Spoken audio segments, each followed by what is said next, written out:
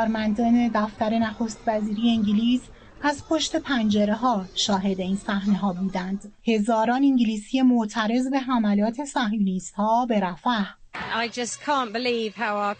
کشورم انگلیس در تامین مالی این نسل کشی و همچنین گرسنگی دادن عمدی مردم فلسطین شریک جرم و همدست است.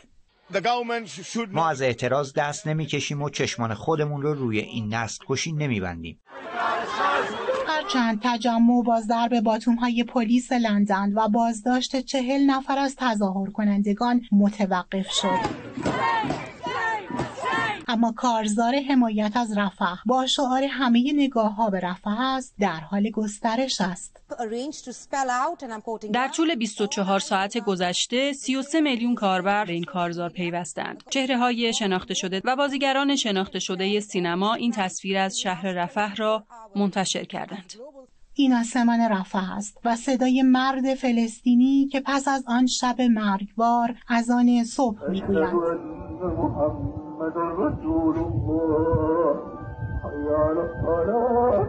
ساعتی پس از آنکه صهیونیست‌ها آتش به چادر آواره‌ها انداختند و ده‌ها زن و کودک در خواب زنده سوختند. در اعتراض به کشتار رفح مقابل کاخ سفید هم تجمع برپاست. سخنگوی شورای امنیت ملی آمریکا در پاسخ میگوید: تصاویر رفح دلخراش است، اما حمله اسرائیل به رفح عبور از خط قرمز تلقی نمی شود.